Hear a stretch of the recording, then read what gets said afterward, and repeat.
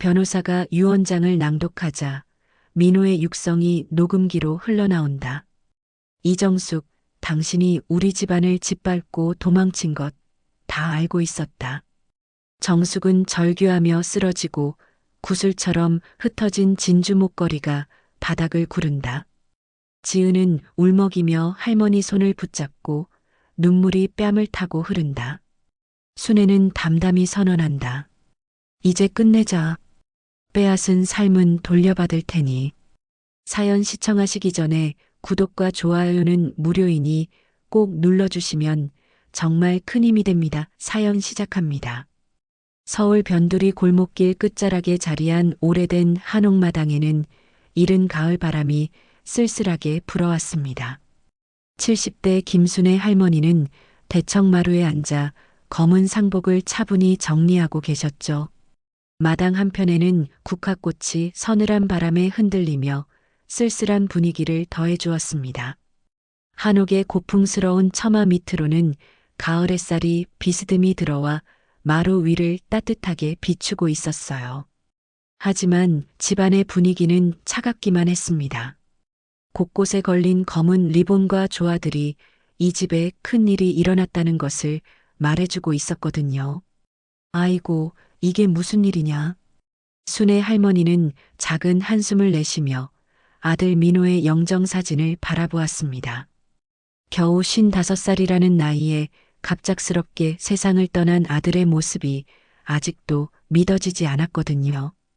영정 속 민호는 환하게 웃고 있었지만 그 미소가 오히려 순애 할머니의 마음을 더욱 아프게 만들었어요. 민호는 어려서부터 효자였습니다. 아버지가 일찍 돌아가신 후로는 홀어머니를 모시며 성실하게 살아왔거든요. 작은 사업을 하면서도 늘 어머니를 걱정하고 딸 지은을 예뻐했던 자상한 아버지였어요. 그런 민호가 심장마비로 갑자기 쓰러졌다는 소식을 들었을 때 순애 할머니는 한동안 현실을 받아들일 수 없었습니다. 집안 곳곳에서는 장례 준비로 바쁘게 움직이는 친척들의 발소리가 들려왔습니다. 조카들과 친척들이 모여 장례식장 예약부터 음식 준비까지 분주하게 처리하고 있었어요. 하지만 순애 할머니의 마음은 무겁기만 했어요. 자식을 먼저 보내는 부모의 마음이 어떤 것인지 아무도 제대로 알 수는 없을 것 같았거든요. 내 자식 먼저 보내는 게 어떤 고통인지 아무도 모른다. 순서가 바뀌었어. 내가 먼저 가야 하는 건데. 순애 할머니는 속으로 중얼거리며 눈물을 참으려 애썼습니다. 할머니, 괜찮으세요? 27살 손녀 지은이 조심스럽게 다가와 할머니의 어깨에 손을 올렸습니다. 지은의 눈가에는 아직 눈물의 흔적이 남아 있었어요. 검은 원피스를 입은 지은의 모습이 한층 더 성숙해 보였지만 아직은 어린아이처럼 무력해 보이기도 했습니다. 괜찮다, 아가야. 할머니는 괜찮아. 순애 할머니는 지은의 손을 꼭 잡으며 애써 미소를 지어 보였습니다. 손녀 앞에서만큼은 강한 모습을 보여야 한다고 생각했거든요. 하지만 속마음은 복잡했어요. 지은의 결혼식이 한 달도 채 남지 않았거든요. 신랑은 서울 강남에서 병원을 운영하는 집안의 아들로 자신도 의사였습니다. 겉으로 보기에는 좋은 짝이었지만 두 집안의 신분 차이는 처음부터 미묘한 갈등의 씨앗이 되어 왔어요. 신랑 어머니인 이정숙은 병원 원장으로 늘 권위적이고 오만한 태도를 보였거든요. 처음 두 집안이 만났을 때의 일이 선명하게 기억났습니다. 정숙은 이 한옥을 둘러보며 참 예스럽네요라고 말했지만 그 표정과 어조에서는 명백한 무시가 느껴졌어요. 마치 가난한 집안과 결혼하는 것을 못마땅해 하는 듯한 분위기였습니다. 지은아, 너 결혼 준비는 어떻게 되어 가니? 순애 할머니가 조심스럽게 물어보자 지은은 잠깐 머뭇거렸습니다. 신랑 어머니께서 장례 때문에 결혼식을 연기하자고 하시던데요. 지은의 목소리에는 불안함이 섞여 있었어요. 좋지 않은 일이 있었으니 한 달 정도 미루는 게 어떻겠냐고 하시더라고요. 순애 할머니는 고개를 끄덕였지만 마음 한편으로는 불편한 감정이 스멀스멀 올라왔습니다. 신랑 집안에서 보내온 좋아한 다발을 바라보며 그들이 이 집안을 어떻게 생각하고 있는지 대략 짐작할 수 있었거든요. 다른 집에서 온 화환들은 정성스럽고 따뜻한 메시지가 담겨 있었지만 신랑 집 조화는 격식만 차린 듯 차갑게 느껴졌어요. 마당으로 들어서는 발걸음 소리가 들렸습니다. 동네 아주머니들이 음식을 가지고 조문을 오신 모양이었어요. 순애 할머니는 자리에서 일어나 손님들을 맞으러 갔습니다. 순애야, 이번 일 정말 안 됐다. 민호가 그렇게 갑자기 갈 줄 누가 알았겠니? 옆집 아주머니가 순애 할머니의 손을 꼭 잡으며 위로의 말을 건넸어요. 우리가 할 수 있는 일이 있으면 언제든 말해. 이럴 때 서로 도와야지. 고맙습니다. 이렇게 와주셔서 순애 할머니는 깊이 인사를 드렸습니다. 동네 사람들의 따뜻한 마음이 이런 어려운 때일수록 더욱 고마웠거든요. 가진 것은 많지 않아도 진심으로 위로해주는 이웃들이 있다는 것이 얼마나 다행인지 모를 일이었어요. 집 안으로 들어가니 민호의 책상 위에 놓인 서류들이 눈에 띄었습니다. 평소 깔끔했던 민호답지 않게 책상 위가 어수선했어요. 순애 할머니는 무심코 서류들을 정리하다가 봉투 하나를 발견했어요. 봉투 겉면에는 어머니와 지은에게라고 민호의 글씨로 적혀 있었습니다. 봉투를 열어보니 편지가 한 장 들어 있었어요. 어머니, 만약 제게 무슨 일이 생기면 이 편지를 읽어주세요. 제 재산은 모두 지은에게 물려주고 싶습니다. 그리고 과거의 일들을 이제는 밝혀야 할 것 같습니다. 숨겨온 진실들이 있어요. 특히 정숙에 대한 일들을 말입니다. 순애 할머니의 손이 미세하게 떨렸습니다. 민호가 무슨 말을 하려던 걸까요? 정숙에 대한 일이라니 도대체 무슨 일이 있었던 걸까요? 편지를 다시 천천히 읽어보니 뒷면에 더 적힌 글이 있었어요. 어머니께서 겪으신 그 일, 아버지 회사가 망한 그 일 말입니다. 모든 것에는 이유가 있었어요. 그 진실을 이제는 밝혀야 할 때가 온 것 같습니다. 순애 할머니의 머릿속에 오래된 기억들이 스쳐 지나갔습니다. 몇십 년 전 남편이 운영하던 작은 회사가 갑자기 부도가 났을 때의 일들이 말이에요. 그때는 단순히 사업이 잘못된 줄로만 알았는데 혹시 다른 이유가 있었던 걸까요? 편지를 다시 봉투에 넣으며 할머니는 깊은 한숨을 내쉬었어요. 앞으로 어떤 일들이 기다리고 있을지 모르겠지만 지은만은 꼭 지켜야겠다는 마음이 더욱 굳어졌습니다. 그래도 저 아이 결혼은 지켜주고 싶었는데 하지만 이제 상황이 복잡해질 것 같았어요. 해가 서쪽 하늘로 기울어가고 있었어요. 내일이면 본격적인 장례식이 시작됩니다. 순애 할머니는 마지막으로 민호의 영정을 바라보며 마음속으로 다짐했어요. 아들아, 내가 지키지 못한 것들을 엄마가 끝까지 지켜낼게. 그리고 숨겨진 진실도 밝혀낼게. 다음 날 아침 장례식장에는 이른 시간부터 조문객들이 하나둘 모여들기 시작했습니다. 순애 할머니는 상주석에 앉아 깊은 상심에 잠겨 있었어요. 밤새 민호의 편지 내용이 머릿속을 떠나지 않았거든요. 과연 어떤 진실이 숨겨져 있는 걸까요? 장례식장 입구로 검은색 고급 승용차 한 대가 천천히 들어섰습니다. 차에서 내린 사람은 다름 아닌 신랑 집안 사람들이었어요. 맨 앞에는 신랑 어머니인 이정숙이 걸어오고 있었습니다. 50대 중반의 정숙은 검은색 정장에 진주 목걸이를 착용하고 있었어요. 그런데 그 표정이 조문을 온 사람치고는 어딘가 어색했습니다. 정숙의 뒤를 따라 신랑인 준혁과 시아버지, 그리고 몇몇 친척들이 함께 들어왔어요. 하지만 그들의 걸음걸이에서는 진정한 애도의 마음보다는 형식적인 의무감이 더 강하게 느껴졌습니다. 어머님, 이번 일 정말 안타깝습니다. 정숙이 순의 할머니 앞에 와서 예의상 인사를 건넸어요. 하지만 그 목소리에는 진심 어린 위로보다는 차가운 격식만이 담겨 있었습니다.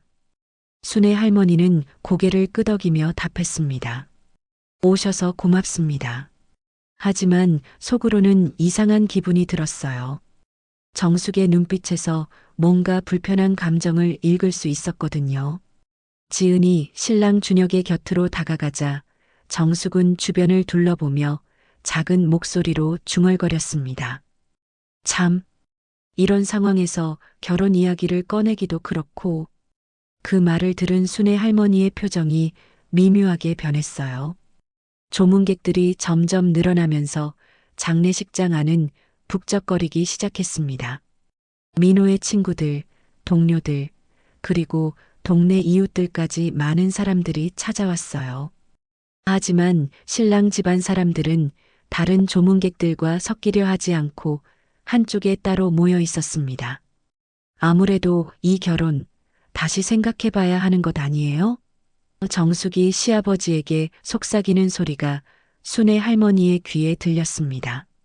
이런 불상사가 일어났는데 우리 집안에 좋지 않은 기운이 들어올 수도 있잖아요. 순의 할머니는 그 말을 듣고 가슴이 답답해졌습니다. 설마 장례식장에서 이런 이야기를 하다니요. 하지만 더 충격적인 것은 정숙의 다음 말이었어요. 솔직히 말해서 이 결혼, 저희 집안에 누가 손해겠습니까? 저희 아들이 의사인데. 정숙의 목소리는 작았지만 확신에 차 있었어요. 지금 상황을 보면 더욱 확실하지 않나요? 집안 형편도 그렇고. 순의 할머니는 주먹을 꽉 쥐었습니다. 아들의 장례식장에서 이런 모욕적인 말을 들어야 한다니요. 하지만 지은을 생각해서 참고 있었어요. 손녀의 행복을 위해서라면 이 정도 수모는 견딜 수 있다고 생각했거든요.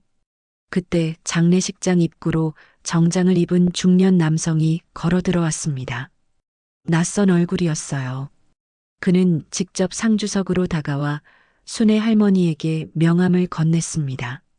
안녕하세요. 저는 김민호 씨의 담당 변호사 박재민입니다. 변호사의 등장에 장례식장 안이 갑자기 조용해졌어요. 모든 사람들의 시선이 그에게 집중되었습니다. 변호사요? 순의 할머니가 의아해하며 물었습니다. 민호가 변호사와 무슨 일이 있었는지 전혀 몰랐거든요. 네, 고인께서 생전에 유언장 작성을 의뢰하셨습니다. 변호사의 말에 장례식장 안이 더욱 술렁거렸어요.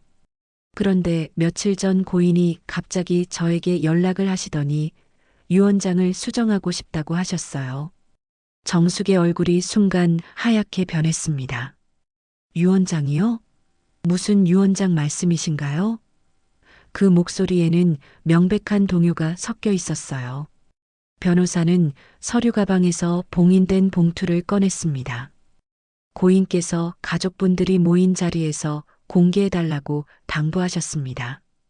특히 결혼을 앞둔 따님과 예비 사위 집안분들이 계실 때 말이죠. 지은이 순의 할머니를 바라보며 불안해했습니다. 할머니, 아빠가 유언장을 남기셨다고요? 저는 전혀 몰랐는데. 나도 모르는 일이야, 아가야. 순의 할머니도 당황스러웠지만 한편으로는 어젯밤 발견한 편지가 떠올랐어요. 혹시 그 편지와 관련된 일일까요? 준혁이 변호사에게 다가가며 말했습니다. 혹시 유언장 내용을 미리 알 수 있을까요? 가족들이 충격받을 수도 있으니까요. 죄송하지만 고인의 유언에 따라 모든 관련자가 모인 자리에서만 공개할 수 있습니다. 변호사는 단호하게 답했어요. 정숙이 급하게 끼어들었습니다. 그런데 이런 슬픈 자리에서 꼭 지금 해야 하나요? 나중에 따로 시간을 정해서. 고인께서 특별히 장례식 때 공개하라고 지시하셨습니다. 변호사의 말에 정숙의 얼굴이 더욱 창백해졌어요. 내일 발인 전에 시간을 정해서 공개하겠습니다. 순의 할머니는 정숙의 표정 변화를 놓치지 않았습니다. 왜 저렇게 불안해할까요? 혹시 민호의 편지에서 언급한 과거의 일들과 관련이 있는 걸까요? 장례식장의 분위기가 갑자기 무거워졌습니다. 조문객들은 수군거리며 이상한 기류를 감지하고 있었어요. 신랑 집안 사람들은 서로 눈빛을 주고받으며 당황해하고 있었습니다. 어머님, 잠깐 밖에서 이야기 좀 할까요? 정숙이 순의 할머니에게 조심스럽게 말을 걸었어요. 그 표정에는 예전의 오만함 대신 초조함이 가득했습니다. 순의 할머니는 고개를 끄덕이며 자리에서 일어났습니다. 마음 한편으로는 뭔가 큰일이 벌어질 것 같은 예감이 들었어요. 민호의 편지, 그리고 지금 나타난 유언장. 과연 어떤 진실이 밝혀질까요? 두 사람이 장례식장 밖으로 나가자 지은은 불안한 마음으로 그 뒤를 따라갔습니다. 이 모든 상황이 자신의 결혼과 어떤 관련이 있을지 알 수 없었지만 분명히 심상치 않은 일이 벌어지고 있었거든요. 장례식장 밖 정원에서 정숙은 순의 할머니를 마주보며 긴장된 표정을 지었습니다. 이제 진짜 이야기가 시작될 것 같았어요. 장례식장 밖 조용한 정원에서 정숙은 주변을 둘러본 후 순의 할머니에게 다가갔습니다. 그 얼굴에는 이전의 오만한 표정 대신 초조함과 불안이 가득했어요. 가을바람이 불어와 두 사람의 검은 옷자락을 흔들었습니다. 어머님, 이 유언장 이야기. 정말 예상치 못한 일이네요. 정숙이 어색하게 웃으며 말을 꺼냈어요. 하지만 그 웃음은 전혀 자연스럽지 않았습니다. 혹시 민호 씨가 생전에 무슨 말씀을 하신 적이 있나요? 순의 할머니는 정숙을 차분히 바라보며 답했습니다. 별다른 말은 없었습니다만 사실 어젯밤 발견한 편지가 떠올랐지만 아직 그 내용을 공개할 때는 아니라고 생각했어요. 그렇다면 다행이네요. 정숙이 안도하는 듯 한숨을 내쉬었습니다. 사실 요즘 같은 시대에 유언장이라는 게 좀 시대착오적이지 않나요? 특히 이런 어려운 시기에는 더욱 그렇고요. 지은이 뒤따라 나와 두 사람의 대화를 듣고 있었습니다.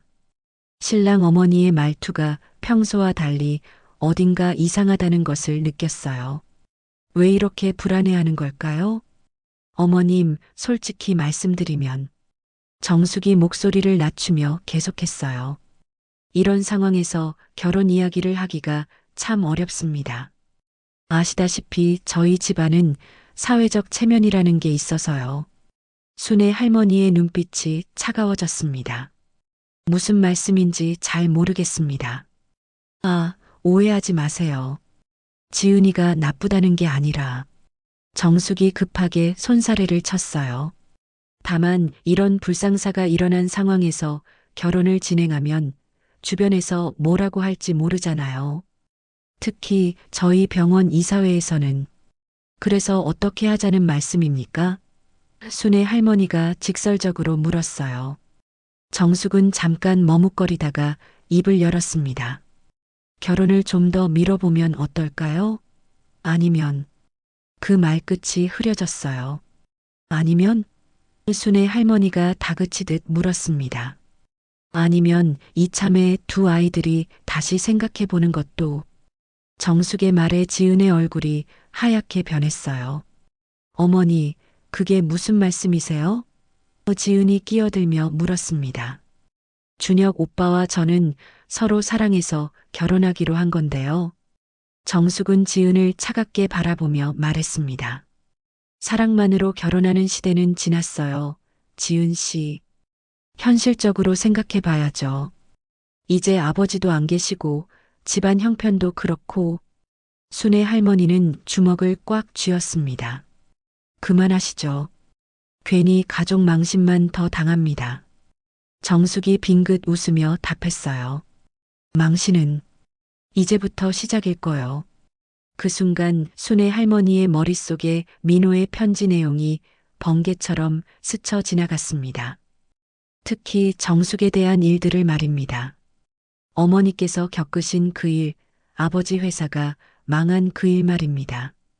당신이 뭘 알고 그런 소리를 하는 거요? 순애 할머니의 목소리에 날카로움이 섞였어요. 정숙의 표정이 순간 굳어졌습니다. 무슨 말씀이세요? 내 아들이 남긴 편지를 봤소. 순애 할머니가 천천히 말했어요. 당신에 대한 이야기도 적혀 있더구나. 정숙의 얼굴이 창백해졌습니다. 편지요? 무슨 편지 말씀이신가요? 과거의 일들을 밝혀야 한다고 하더군요.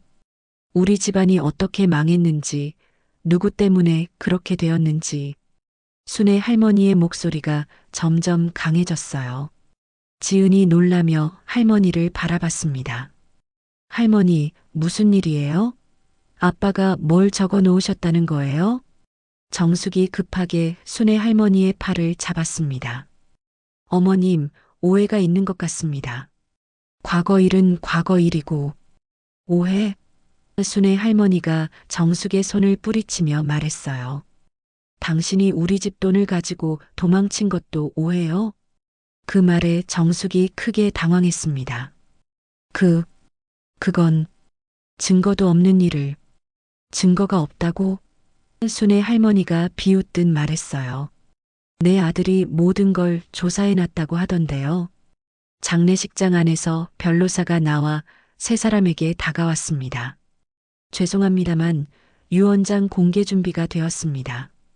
모든 관련자분들이 모이셔야 할 것 같은데요. 정숙은 손으로 이마를 짚으며 중얼거렸습니다.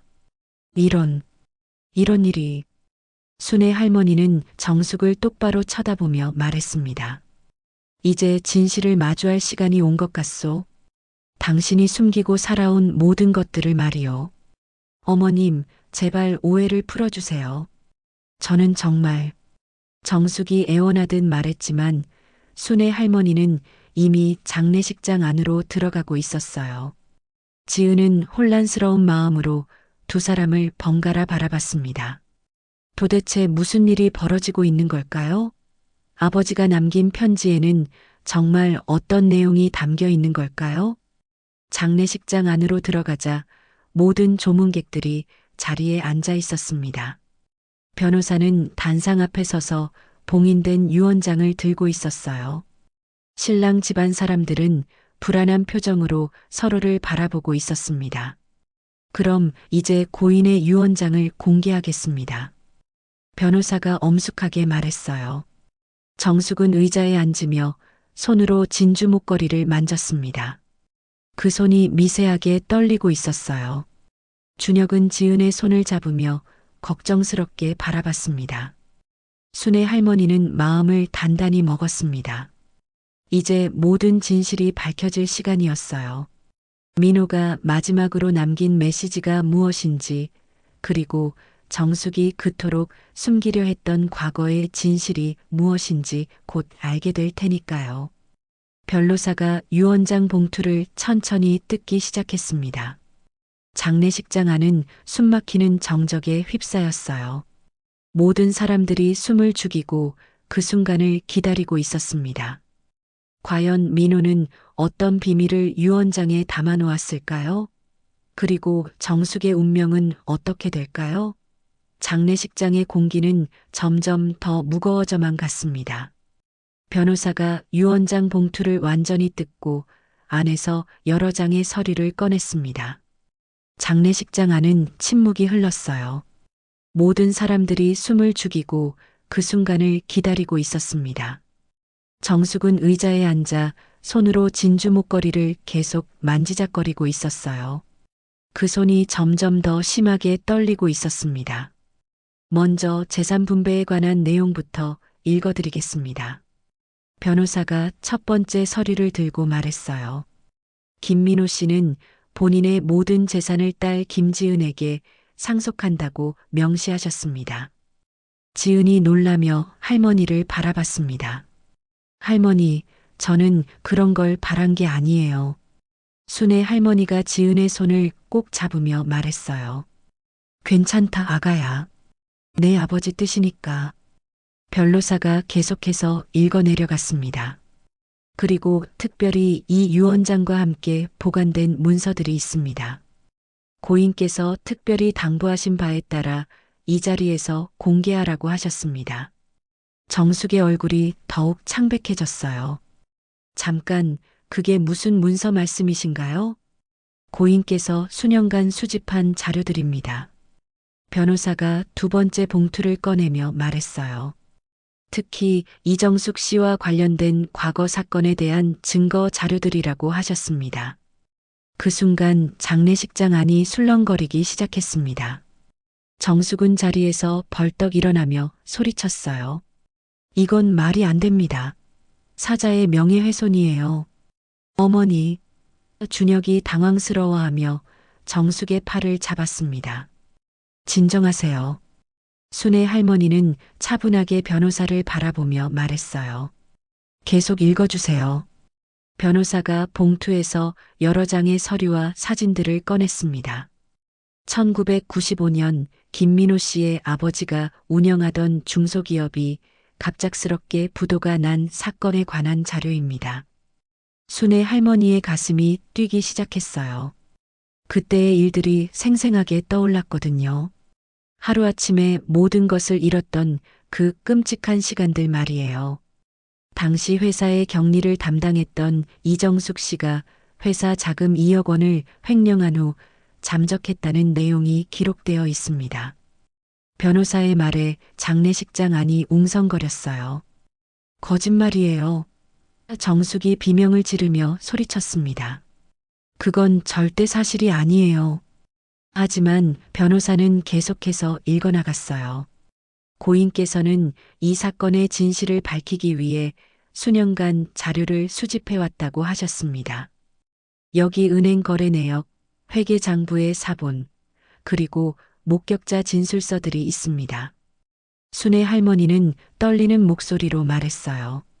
그때 우리 집안이 하루아침에 망한 이유가 그것 때문이었구나. 지은이 할머니의 손을 더욱 꽁 잡으며 물었습니다. 할머니, 그럼 그동안 우리가 겪은 고생이 모두 그 사람 때문이었어. 순의 할머니가 정숙을 똑바로 쳐다보며 말했어요. 당신이 우리 돈을 훔쳐서 도망친 거였구나. 정숙은 손으로 얼굴을 가리며 중얼거렸습니다.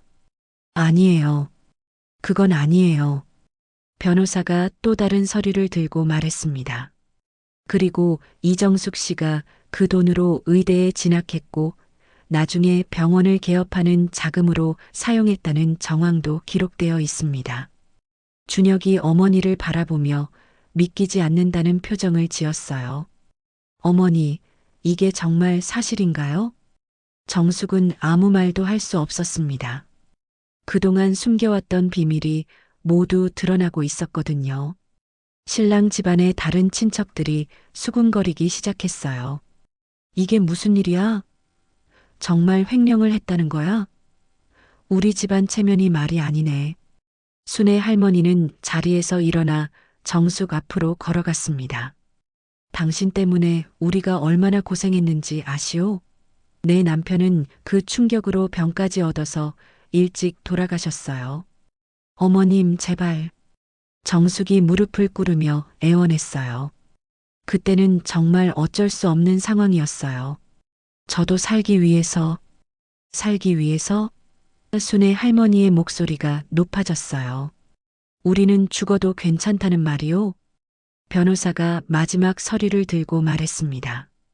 고인께서는 이 모든 증거를 검찰에 제출할 예정이었다고 하셨습니다. 하지만 딸의 결혼을 앞두고 망설이다가 갑작스럽게 세상을 떠나게 되었다고 지은이 흐느끼며 말했어요. 아빠가 저 때문에 망설이셨구나. 제 결혼 때문에. 준혁이 지은에게 다가가려 했지만 지은은 뒤로 물러섰어요. 오빠, 저는 어떻게 해야 할지 모르겠어요. 정숙이 바닥에 주저앉으며 울기 시작했습니다. 미안해요. 정말 미안해요. 그때는 정말 어린 나이였고 무서웠어요. 하지만 순애 할머니는 차가운 표정으로 말했어요. 미안하다고 해서 되돌아올까요? 우리가 잃은 시간들, 겪은 고통들이. 장례식장 안의 분위기는 완전히 바뀌었습니다.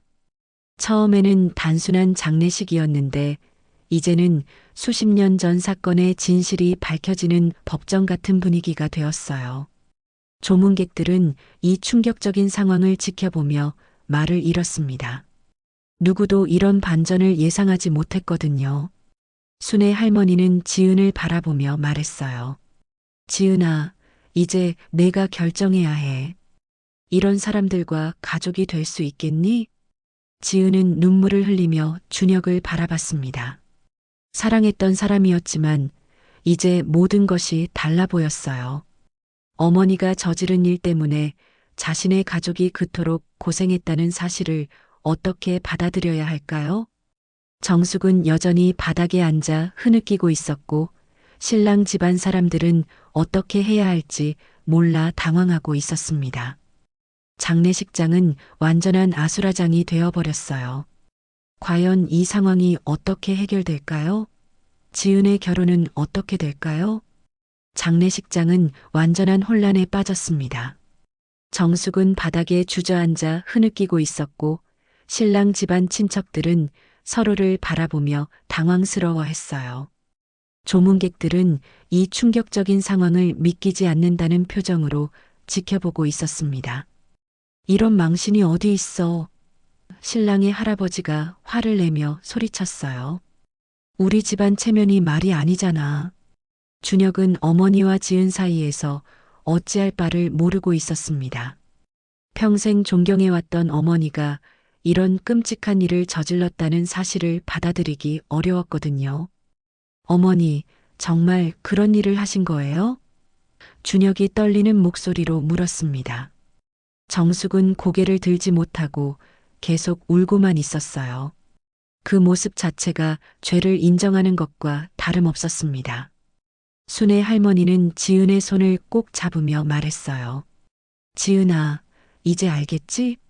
어떤 사람들인지 말이야. 할머니, 지은이 눈물을 흘리며 말했어요. 저는 정말 몰랐어요. 준혁 오빠도 모르셨을 거예요. 그렇다고 해서 달라지는 게 있니? 순애 할머니의 목소리에는 수십 년간 쌓인 분노가 담겨 있었어요. 우리가 겪은 고통이 사라지는 건 아니잖아. 변호사가 나머지 서류들을 정리하며 말했습니다. 고인께서는 이 모든 자료를 법적 기관에 제출할 것인지에 대해서도 유언을 남기셨습니다. 모든 사람들의 시선이 변호사에게 집중되었어요. 정숙은 고개를 들고 변호사를 간절한 눈빛으로 바라봤습니다. 고인의 뜻은 가족들이 결정하라는 것이었습니다. 특히 어머니와 딸의 판단에 맡기겠다고 하셨어요. 변호사가 순애 할머니와 지은을 바라보며 말했어요. 신랑 집안 친척들이 웅성거리기 시작했습니다. 이걸 어떻게 해결해야 하나? 언론에 알려지면 우리 병원은 끝장이야. 정숙이 무릎을 꿇고 순애 할머니 앞으로 기어갔습니다. 어머님, 제발 용서해 주세요. 정말 젊고 어린 나이에 저지른 실수였어요. 실수? 순애 할머니가 차갑게 내려다보며 말했어요. 2억 원을 가져가는 게 실수라고 하시오? 그때는 정말 급한 상황이었어요. 부모님이 아프셔서 수술비가 필요했고 잠깐만 빌려 쓰려고 했던 거예요. 정숙이 애원하듯 말했어요. 거짓말 그만하시오. 순애 할머니가 소리쳤어요. 내 아들이 조사한 자료에는 당신이 그 돈으로 유학을 갔다고 나와 있소. 지은이 준혁을 바라보며 말했어요. 오빠, 이제 어떻게 해야 할까요? 저희 결혼은. 준혁은 고민스러운 표정을 지었어요. 지은아, 나도 정말 몰랐어. 어머니가 이런 일을. 모른다고 해서 책임이 없어지는 건 아니지. 순애 할머니가 준혁을 날카롭게 바라보며 말했어요. 당신들이 지금까지 누린 부와 명예가 모두 우리 것에서 나온 거라고. 신랑 집안의 큰아버지가 나서며 말했습니다. 이 문제를 조용히 해결할 방법은 없을까요? 서로에게 도움이 되지 않는 일이지 않습니까? 조용히 해결하자고요? 순의 할머니가 비웃듯 말했어요. 수십 년 동안 우리는 조용히 고통받아 왔는데 이제 와서 조용히 하자는 말씀이요? 정숙이 순의 할머니의 치마를 붙잡으며 말했어요. 어머님, 제가 어떻게든 보상하겠어요. 돈도 드리고 무엇이든 하겠어요. 보상? 순의 할머니가 정숙의 손을 뿌리치며 말했어요. 내 남편이 받은 스트레스로 병들어 죽은 것도 보상할 수 있어? 내가 밤낮으로 일하며 살아온 세월도 되돌릴 수 있다는 말이요? 장례식장 안의 분위기는 점점 더 험악해졌습니다. 조문객들 중 일부는 자리를 떠나기 시작했어요. 이런 가족 간의 갈등에 휘말리고 싶지 않았거든요. 지은이 할머니에게 다가가 말했어요. 할머니, 이제 그만해요. 아빠도 원하지 않으실 거예요. 그만하라고? 순의 할머니가 지은을 바라보며 말했어요. 지은아, 내가 지금까지 겪은 어려움이 누구 때문인지 알겠지? 내가 학비 때문에 아르바이트를 해야 했던 것도, 우리가 이 낡은 집에서 살아야 했던 것도 모두 저 사람 때문이야. 준혁이 지은의 손을 잡으려 했지만 지은은 손을 뿌리쳤어요. 오빠, 저는 지금 혼란스러워요. 지은아, 우리 사랑은 변하지 않잖아. 준혁이 간절하게 말했어요. 사랑만으로 모든 게 해결될까요? 지은이 눈물을 흘리며 말했어요. 제 가족이 당한 고통을 생각하면. 정숙이 지은에게 다가가려 했지만 순의 할머니가 막아섰어요. 내 손녀에게 가까이 오지 마시오. 변호사가 시계를 보며 말했습니다. 죄송합니다만 고인의 유언 공개는 여기서 마치겠습니다. 법적 조치에 관한 결정은 유족분들이 충분히 상의하신 후 알려주시기 바랍니다. 신랑 집안 사람들은 서둘러 자리를 떠나려 했어요. 하지만 순의 할머니가 그들을 향해 말했습니다. 도망가려고 하지 마시오. 이 문제는 끝난 게 아니에요. 정숙은 마지막으로 순의 할머니에게 애원했어요. 어머님, 정말 마지막으로 부탁드려요. 아이들 결혼만은. 결혼? 순의 할머니가 단호하게 말했어요.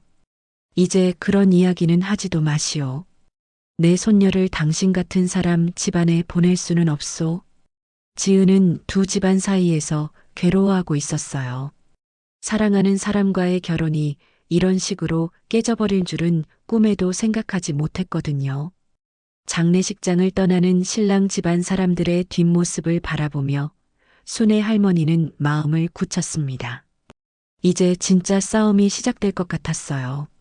신랑 집안 사람들이 서둘러 장례식장을 떠난 후 남은 조문객들도 하나둘 자리를 떴습니다. 이제 장례식장에는 순의 할머니와 지은, 그리고 몇몇 친척들만 남았어요. 무거운 침묵이 흘렀습니다. 지은은 의자에 앉아 멍하니 앞을 바라보고 있었어요. 몇 시간 전만 해도 단순한 아버지의 장례식이었는데 이제는 자신의 인생이 완전히 뒤바뀌어 버린 상황이었거든요. 지은아. 순의 할머니가 조심스럽게 손녀에게 다가갔습니다. 괜찮니? 지은이 고개를 들며 할머니를 바라봤어요. 그 눈에는 눈물과 함께 혼란스러운 감정이 가득했습니다. 할머니, 정말 저희가 그동안 그렇게 힘들게 살았던 이유가 정숙 이모 때문이었어요? 그래, 아가야. 순의 할머니가 지은의 손을 꼭 잡으며 말했어요. 내 할아버지가 돌아가신 것도, 우리가 이 낡은 집에서 살아야 했던 것도, 내가 학비 걱정을 해야 했던 것도 모두. 지은이 눈물을 흘리며 말했어요. 그럼 준혁 오빠는 어떻게 해야 해요? 오빠는 잘못이 없는데.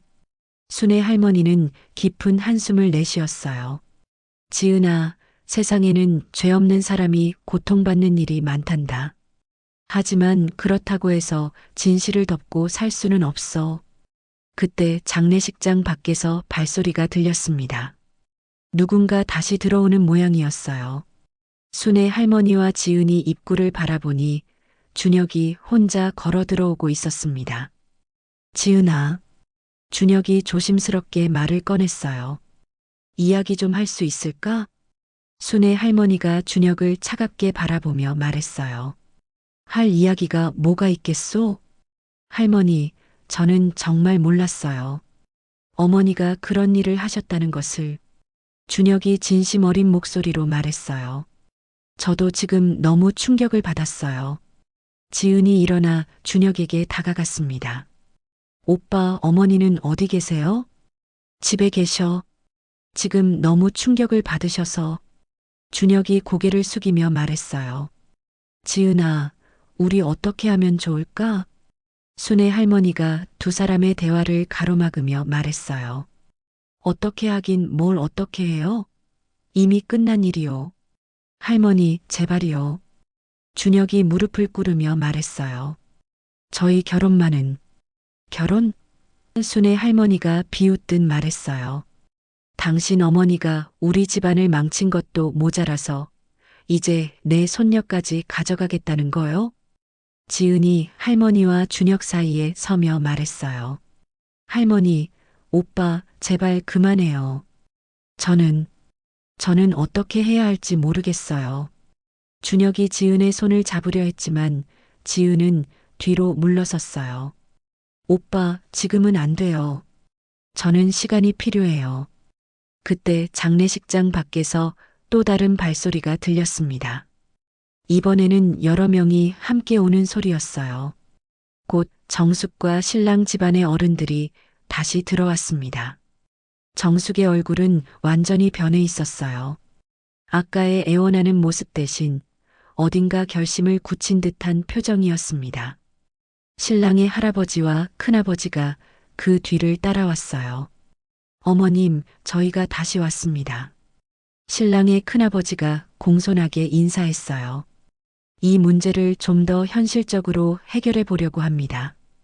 순의 할머니가 그들을 경계하는 눈빛으로 바라봤어요. 현실적으로요? 정숙이 앞으로 나서며 말했어요. 어머님, 제가 보상을 하겠다고 말씀드렸잖아요. 구체적인 방안을 생각해 왔어요. 보상이라. 순의 할머니가 중얼거렸어요. 신랑의 큰아버지가 서류 봉투를 꺼내며 말했습니다. 저희가 계산해 보니 당시 2억 원이 지금 가치로는 약 10억 원 정도 됩니다. 이자를 포함해서 15억 원을 드리겠습니다. 지은이 그 금액을 듣고 놀랐어요. 15억 원이요? 네, 그리고 지은 씨와 준혁이의 결혼도 예정대로 진행하겠습니다. 결혼 준비 비용도 모두 저희가 부담하고요. 정숙이 덧붙였어요. 순의 할머니는 그들을 찬찬히 바라보며 말했어요. 돈으로 모든 걸 해결할 수 있다고 생각하시는군요. 어머님, 이미 지나간 일을 되돌릴 수는 없잖아요. 신랑의 할아버지가 말했어요. 현실적으로 생각해 보세요. 지은 양도 좋은 집안으로 시집 가는 게 좋은 일 아닙니까? 지은이 분노하며 말했어요. 좋은 집안이라고요? 저희 가족을 망친 사람들이 좋은 집안이라는 거예요? 준혁이 지은을 말리려 했어요. 지은아, 진정해. 진정하라고요? 지은이 준혁을 똑바로 쳐다보며 말했어요. 오빠는 정말 아무것도 모르셨다는 거죠? 어머니가 그렇게 갑자기 부자가 된 이유도? 준혁이 말문이 막혔어요. 사실 어렸을 때부터 궁금했던 일들이 있었거든요. 어머니가 어떻게 의대 등록금을 마련했는지, 어떻게 병원을 열 자금을 구했는지. 정숙이 더 이상 참지 못하고 소리쳤어요. 그래요. 제가 그 돈을 가져간 거 맞아요. 하지만 저도 살기 위해서였다고요. 순의 할머니가 차갑게 말했어요. 살기 위해서라. 그럼 우리는 죽어도 괜찮다는 말이었나요? 그게 아니라. 정숙이 말을 잇지 못했어요. 신랑의 큰아버지가 급하게 나서며 말했습니다. 어쨌든 저희가 충분한 보상을 제안했으니 이제 이 일을 조용히 마무리하면 어떨까요? 순애 할머니는 잠시 생각에 잠겼어요. 15억 원이라는 돈은 분명 큰 금액이었습니다.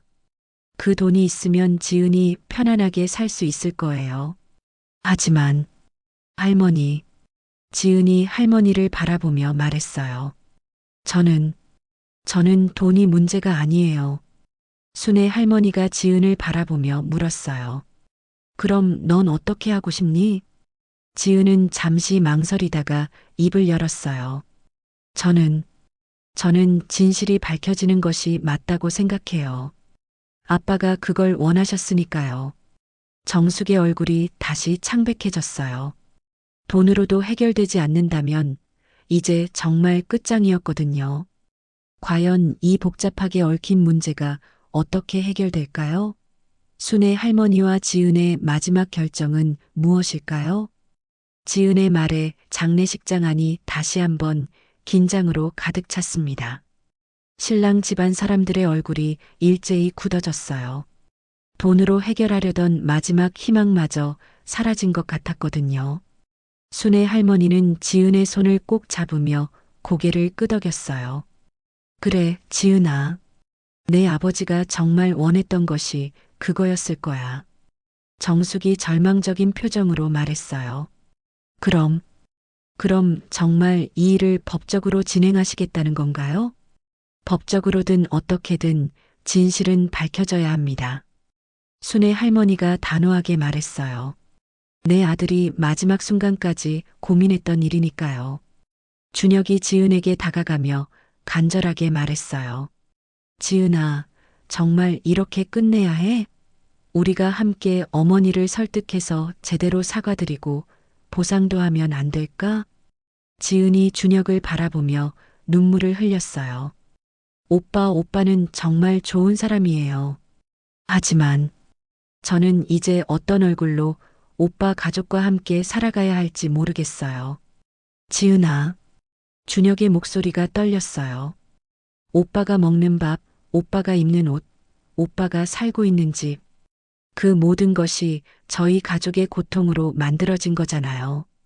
지은이 흐느끼며 말했어요. 신랑의 큰아버지가 화를 내며 말했습니다. 이렇게 되면 우리 집안 명예가 땅에 떨어집니다. 병원 운영도 어려워질 거고요. 명예요? 순애 할머니가 비웃듯 말했어요. 도둑질에서 쌓은 명예가 무슨 소용이 있겠소? 정숙이 마지막으로 순애 할머니 앞에 무릎을 꿇었어요. 어머님, 정말 마지막 부탁입니다. 제가 어떤 일을 해서라도 보상하겠어요. 평생 속죄하며 살겠어요. 순애 할머니는 정숙을 내려다보며 말했어요. 속죄하며 살겠다고요? 그럼 지금까지는 죄책감 없이 살아오셨다는 말이군요. 그게 아니라 정숙이 말을 잇지 못했어요. 그때 변호사가 다시 나타났습니다. 죄송합니다만 고인의 또 다른 유언이 있습니다.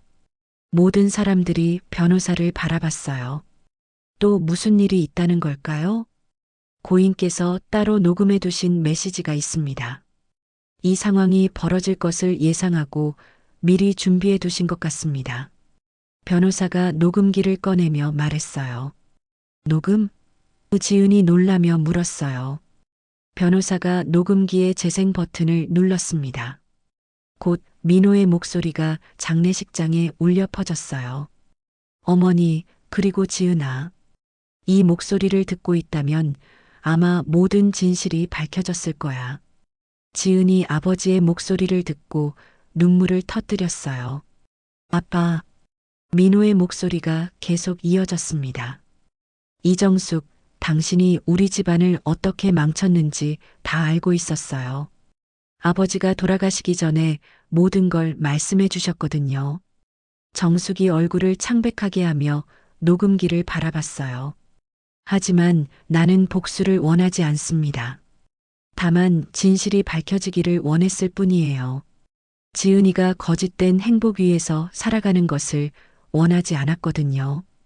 순애 할머니가 녹음기에 귀를 기울였어요. 어머니, 이제 그만 고생하세요. 그리고 지은아, 내가 어떤 선택을 하든 아빠는 이해할 거야. 하지만 진실을 외면하며 살아가지는 말아라. 준혁이 고개를 숙이며 눈물을 흘렸어요. 지은의 아버지가 얼마나 깊이 생각한 끝에 이런 결정을 내렸는지 알 수 있었거든요. 그리고 이정숙, 당신에게도 마지막으로 하고 싶은 말이 있어요. 정숙이 떨리는 목소리로 말했어요. 뭐? 뭐라고 하는 거예요? 당신도 한때는 젊었고 어려운 상황이었다는 것을 이해합니다. 하지만 그 이후에 당신이 한 행동들, 우리 가족을 무시하고 깔본 것들은 용서할 수 없어요. 민호의 목소리에는 분노보다는 깊은 슬픔이 담겨 있었어요. 만약 당신이 진심으로 뉘우치고 있다면 이제라도 제대로 사과하세요. 그리고 지은이를 놓아주세요. 내 딸이 당신 가족과 함께 살면서 평생 고통받는 것을 원하지 않습니다. 지은이 흐느끼며 말했어요. 아빠, 아빠는 저를 위해서. 지은아, 너는 아빠의 자랑이야. 착하고 순수한 내가 거짓된 관계 속에서 살아가는 것을 보고 싶지 않아. 진실한 사랑을 찾아 행복하게 살아가렴.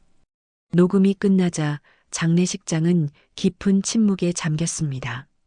모든 사람들이 민호의 마지막 메시지에 깊은 감동을 받았어요. 정숙이 바닥에 주저앉으며 말했어요. 민호 씨, 정말 미안해요. 정말 미안해요. 순애 할머니가 정숙을 바라보며 말했어요. 이제 와서 미안하다고 해도 늦었소. 하지만 내 아들의 마지막 뜻이니 들어주겠소. 할머니? 지은이 놀라며 물었어요. 지은아, 내가 정말 행복하기를 원한다면. 순애 할머니가 깊은 숨을 내쉬며 말했어요. 이제 진실을 알았으니 내가 스스로 결정해라.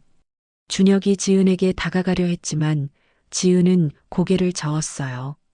오빠, 저는 이제 정말 끝이라고 생각해요. 지은아. 준혁이 절망적인 표정을 지었어요. 지은이 준혁을 바라보며 마지막으로 말했어요. 오빠를 사랑했던 마음은 진짜였어요. 하지만 이 모든 진실을 알고서도 함께할 수는 없어요. 미안해요. 과연 이것이 정말 끝일까요? 지은과 준혁의 사랑은 이렇게 끝나버리는 걸까요? 지은의 마지막 말에 준혁은 절망적인 표정을 지었습니다. 사랑했던 사람을 이런 식으로 잃게 될 줄은 꿈에도 생각하지 못했거든요. 장례식장 안은 무거운 침묵에 휩싸였어요. 정숙은 바닥에 주저앉아 계속 흐느끼고 있었습니다. 지은 씨, 정말 미안해요. 제가 모든 걸 잘못했어요. 신랑 집안 사람들은 더 이상 할 말이 없었어요. 돈으로도 권력으로도 해결할 수 없는 상황이 되어버렸거든요. 하나둘 자리를 떠나기 시작했습니다. 순애 할머니는 지은의 어깨에 손을 올리며 말했어요. 지은아, 힘든 결정이었을 텐데. 잘했어. 할머니. 지은이 할머니의 품에 안기며 눈물을 흘렸어요. 저 정말 괜찮을까요? 괜찮을 거야, 아가야. 내 아버지가 그렇게 말씀하셨잖아. 진실한 사랑을 찾아 행복하게 살라고. 순애 할머니가 지은의 머리를 쓰다듬으며 말했어요. 준혁이 마지막으로 지은에게 다가갔습니다. 지은아, 정말 다시 생각해 볼 수는 없을까? 지은이 고개를 들어 준혁을 바라봤어요. 그 눈에는 사랑과 아픔이 동시에 담겨 있었습니다. 오빠는 좋은 사람이에요. 하지만 저희는 이제 다른 길을 걸어가야 해요. 하지만 우리 사랑은. 준혁이 말하려 했지만 지은이 고개를 저었어요. 사랑만으로는 부족해요. 진실을 외면하고는 진정한 행복을 찾을 수 없어요. 지은이 단호하게 말했어요. 변호사가 나머지 서류들을 정리하며 말했습니다. 유족분들이 원하신다면 법적 조치를 도와드리겠습니다. 순애 할머니는 잠시 생각에 잠겼어요. 정숙을 법정에 세우는 것도 가능했지만 그것이 정말 민호가 원했던 일일까요? 아니에요. 순애 할머니가 천천히 말했어요. 내 아들의 마지막 메시지를 들어보니 복수보다는 진실이 밝혀지는 것이 더 중요한 것 같습니다. 정숙이 고개를 들며 순애 할머니를 바라봤어요. 어머님, 정말 감사합니다. 감사하다고 하지 마시오. 순애 할머니가 차갑게 말했어요. 다만 이제부터라도 제대로 된 삶을 사시오. 그리고 다시는 우리 앞에 나타나지 마시오. 정숙은 고개를 끄덕이며 일어났어요. 신랑 집안 사람들과 함께 장례식장을 떠나기 전에 마지막으로 말했습니다. 지은 씨, 행복하세요. 정말 행복하세요. 지은은 아무 말도 하지 않았어요. 다만 고개만 살짝 끄덕였을 뿐이었습니다. 신랑 집안 사람들이 모두 떠나고 나자 장례식장에는 순애 할머니와 지은, 그리고 몇몇 친척들만 남았어요. 갑자기 조용해진 공간이 더욱 쓸쓸하게 느껴졌습니다. 할머니, 이제 어떻게 해야 할까요? 지은이 조심스럽게 물었어요. 우리는 우리 길을 걸어가면 돼. 순애 할머니가 민호의 영정을 바라보며 말했어요. 내 아버지가 남긴 진실을 가슴에 품고 말이야. 다음 날 민호의 발인이 있었습니다. 신랑 집안 사람들은 나타나지 않았어요. 하지만 동네 이웃들과 진심으로 민호를 아꼈던 사람들이 많이 왔습니다. 따뜻한 배웅 속에서 민호는 마지막 길을 떠났어요. 장례를 마치고 집으로 돌아온 순애 할머니와 지은은 오래된 한옥마당에 앉았습니다. 가을 햇살이 따스하게 두 사람을 비추고 있었어요.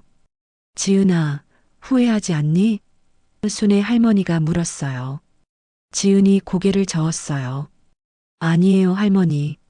아빠가 저에게 가르쳐 주신 것처럼 진실을 외면하고는 진정한 행복을 찾을 수 없다고 생각해요. 순애 할머니는 지은의 말에 깊이 고개를 끄덕였어요.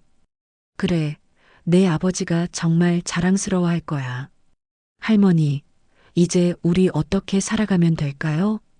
지은이 물었어요. 하나씩 하나씩 해나가는 거지. 순애 할머니가 마당에 핀 국화꽃을 바라보며 말했어요. 가진 건 많지 않아도 우리 마음만은 부자니까.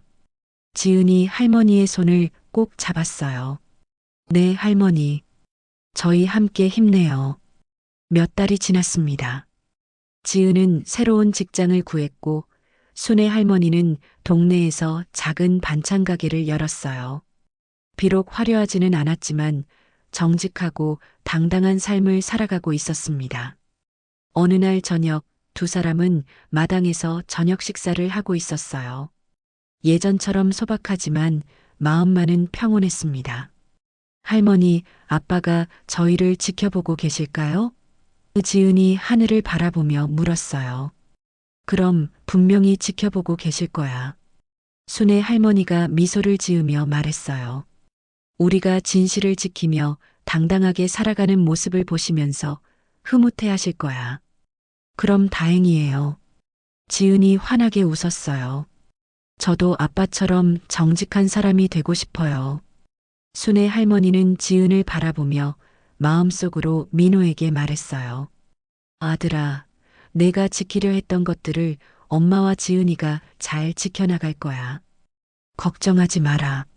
하늘에는 별들이 하나둘 떠오르기 시작했어요.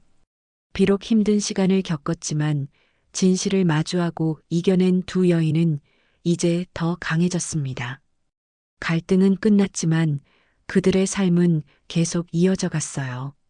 서로를 의지하며 정직하고 당당하게 살아가는 할머니와 손녀의 모습은 보는 이들에게 진정한 삶의 가치가 무엇인지를 보여주었습니다.